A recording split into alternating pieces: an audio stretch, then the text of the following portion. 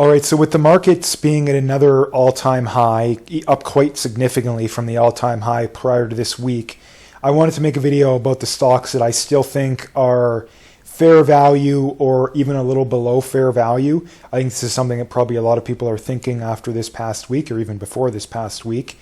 First things first, if you get value out of this video, please like, subscribe, comment. Really appreciate all that. Getting right into it here, I'm going to talk maybe for a minute or two about each one because I don't want to make the video too long. ITT, and again, this is in no particular order. ITT, I really like this company. This is one of those buy and hold for a very long time companies, in my opinion. They've always performed well. They're in the industrial sector. They don't blow you away with anything necessarily, but they're one of those steady Eddie companies.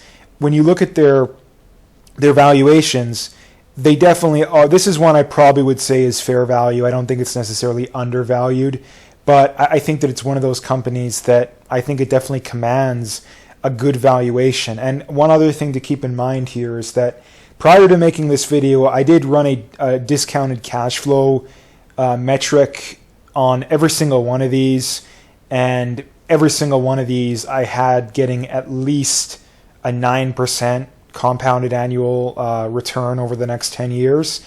I think the average was probably about 10 or 11, maybe 12.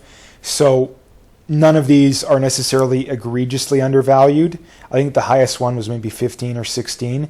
But with the estimates, typically I try to lean on the conservative side. ITT, I think I had around 10. Obviously, I don't remember. I don't have it wrote down or anything. But another very good company. Most of these companies you're going to notice are fairly similar. They're the bread and butter kinds of companies. They pay dividends. However, they usually pay small dividends that have a high growth rate.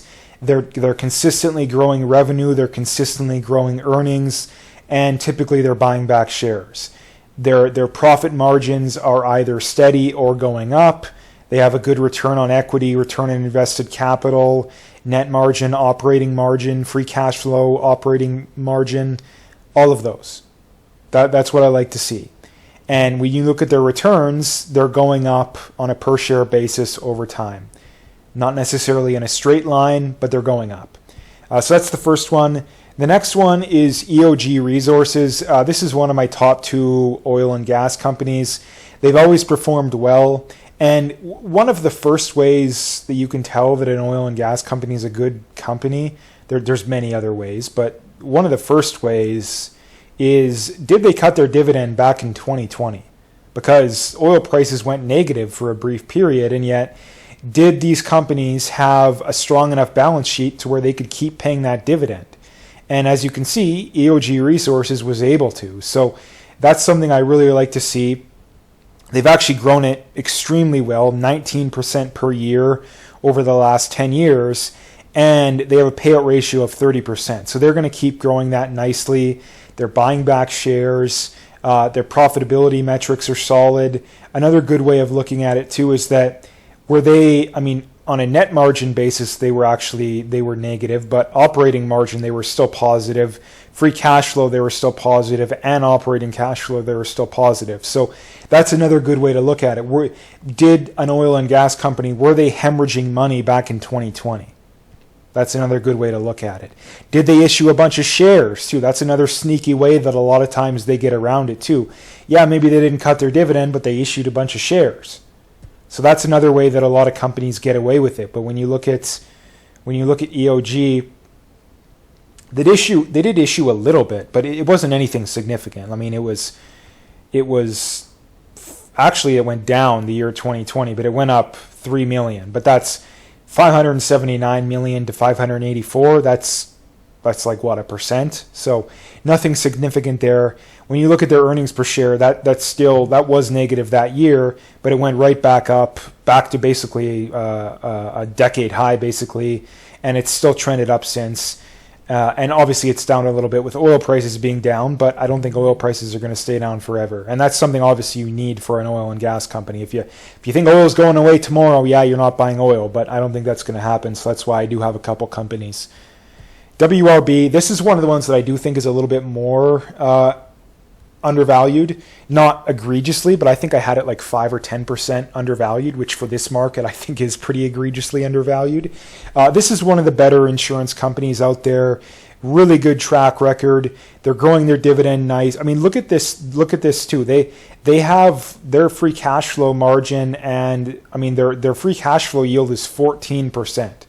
So this is a company that is making so much money, and they're doing a good job with that money. I mean, look at revenue is skyrocketing.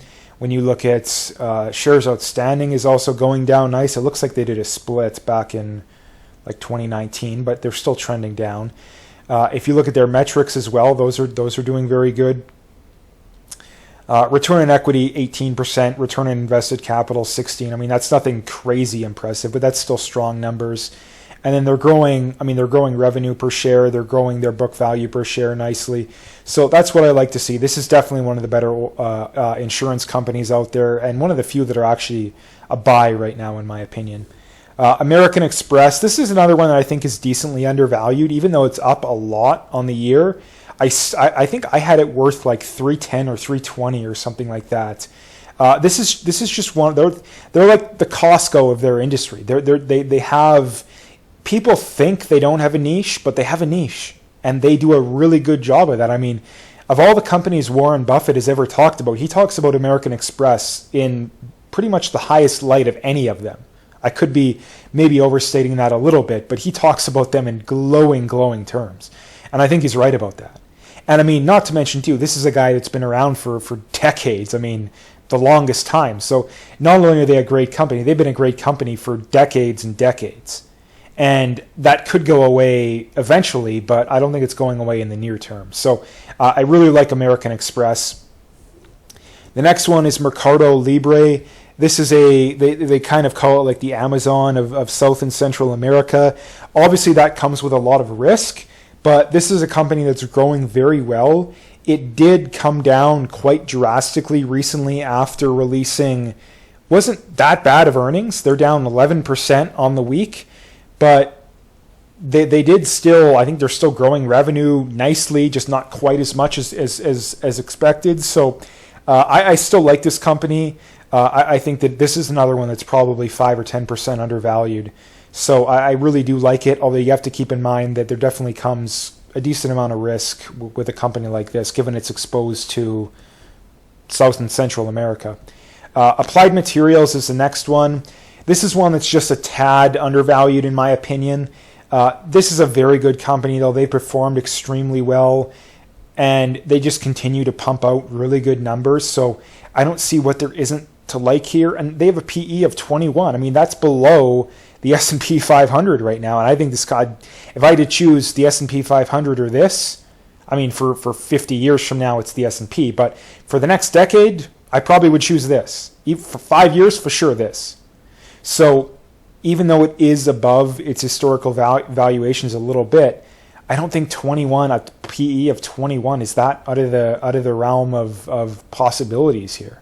The semiconductor industry definitely is a little bit volatile. That's true, but I don't think a 21 PE is crazy when it comes to a company like this.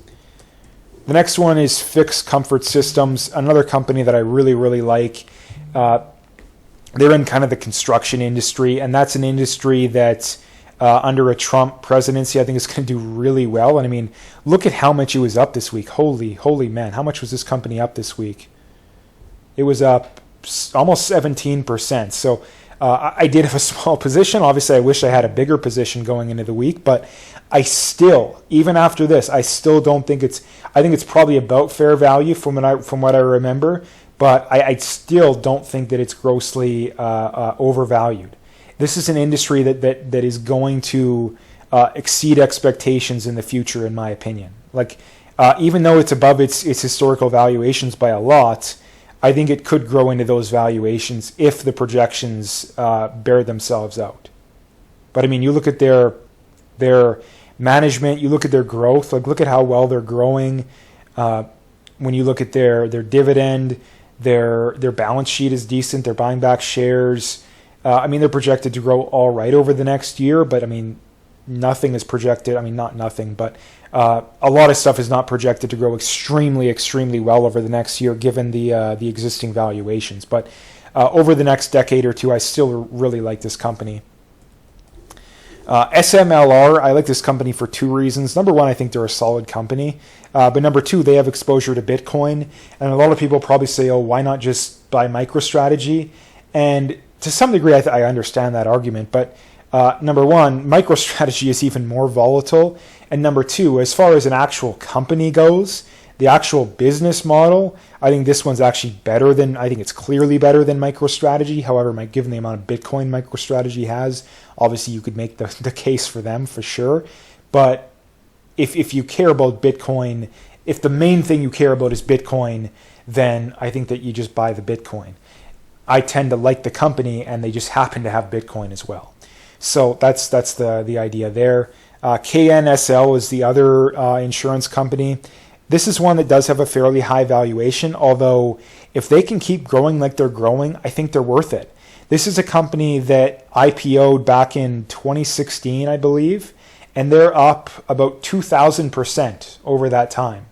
Obviously, they're not going to be up that much over the next 8 or 9 years, but I think they could easily beat the S&P. I think this is a company that could return 15-20% a year because they're growing so well. And on top of that, I think the insurance industry is a great industry. And not only that, you have an incoming administration that is going to be nice, for lack of a better word, to these kind of industries. Do you think you're going to get more regulations in a Trump administration? Like, I don't think so. So at least for the next 4 years, I think these kind of companies are going to do really well.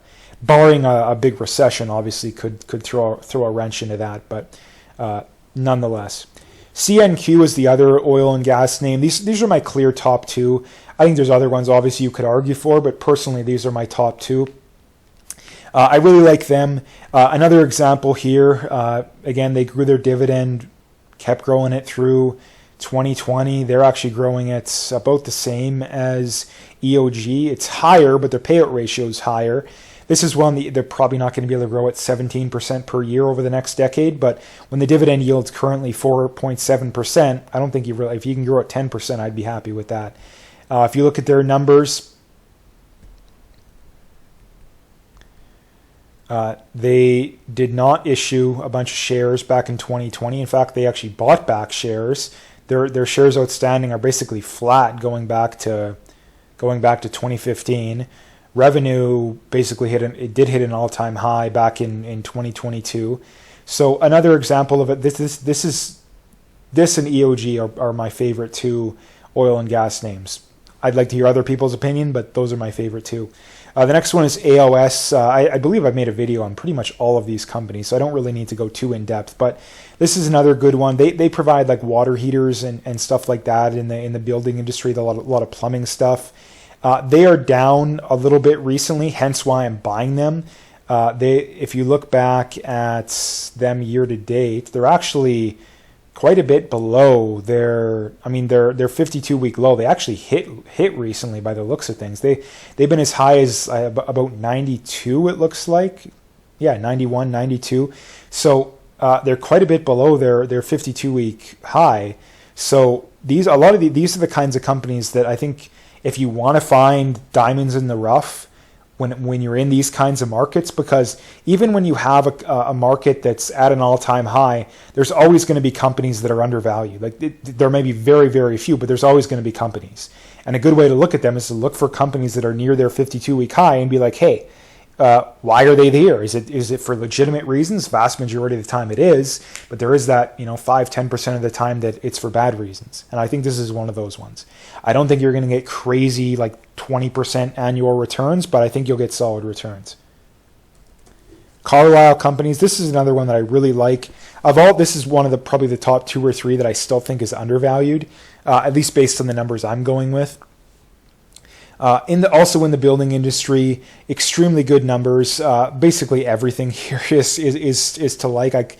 I can find almost nothing that I don't like about this company. Super consistent, super good returns over time.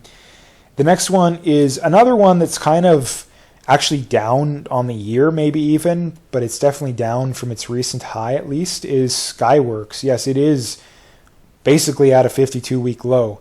I still do like Skyworks. Am I as bullish as I've always been?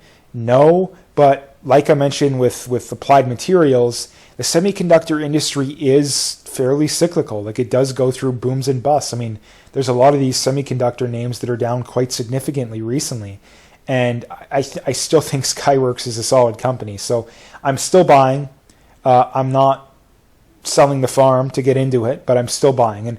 And that's my philosophy with virtually every company, is that I'm never going to take, I wouldn't say never, but I'm sure there's, if a massive crash, I would try to. But I'm very, very, very, very rarely going to take more than like a 0.5% or 1% position in a company at any given certain time.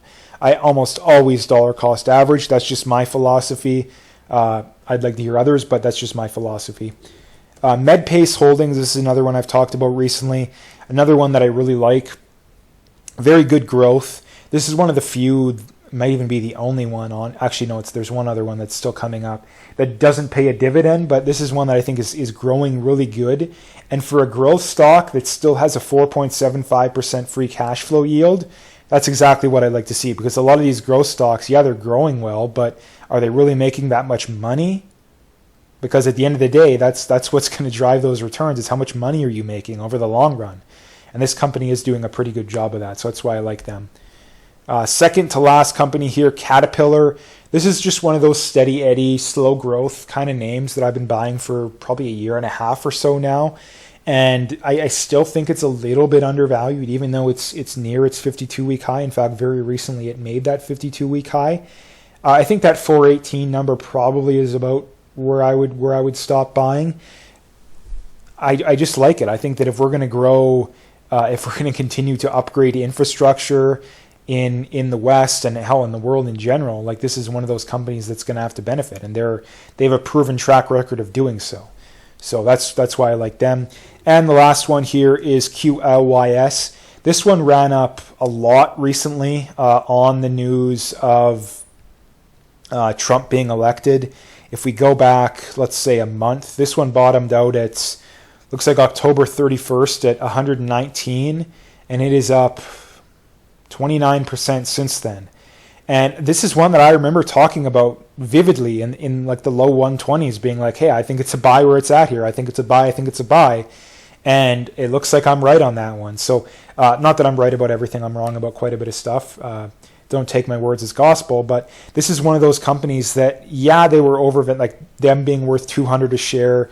From what I can tell, I think this company is worth maybe $160 a share right now. It's currently at $154, so it's slightly undervalued. Like, it's slightly undervalued. If we look at its valuation here, currently has a price of free cash flow of 25, a PE of 33.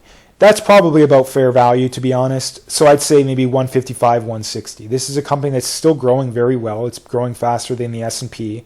I mean, the earnings are projected to go up 23% next year. That's more than the S&P by quite a bit. So does it command a premium to the S&P? Yes, absolutely. And it's below its 5-year average still. So yeah, I do think that it's a touch undervalued. We're talking maybe 1 or 2%. So those are all of the stocks. That is my list. Like I said, everything here, my opinion. Love to hear your feedback on that. Please like, subscribe, comment, and stay tuned for more.